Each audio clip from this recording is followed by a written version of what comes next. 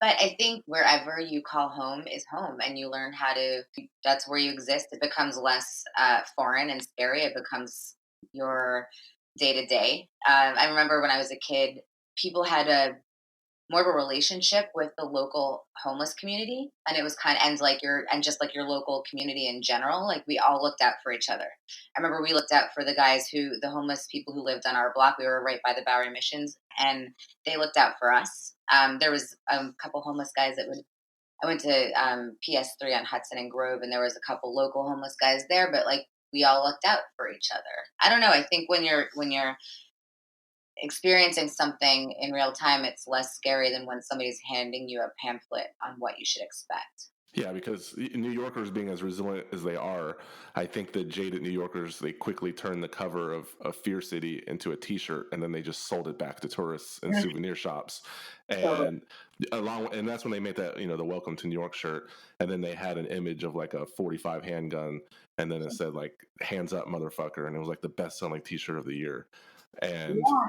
that is a testimony to the city itself. But what was really cool is like garbage men staged a 2-day strike, and it left 48,000 tons of trash to just waft in the summer breeze. And on What year was that? Because I definitely lived through one of those garbage strikes. the I remember the garbage being piled like taller than grown-ups. I was obviously little at the time, but it was a little stinky for a while yeah, for they said it's sure. not Fear City, it's Stink City, and then Yeah, well, always.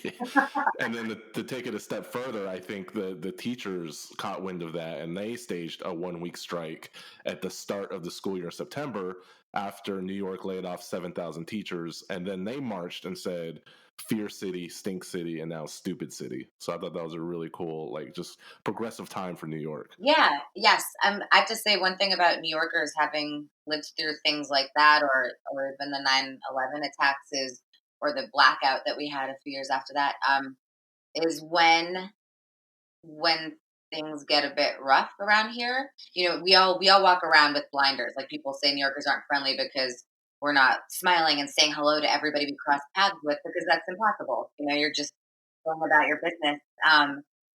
But when something happens, or when we need to band together, or when something happens to the lot of us, we everybody comes together as a community pretty hard. And I mean, it's a really beautiful place for that reason, because everybody's from somewhere else in the country or from somewhere else in the world, and you can see that we all get along. Like sure, we're cranky on the subway when it's crowded and we don't want to be touched or stand next to each other, but like when it comes down to it, this is a bunch of people coexisting from very different backgrounds.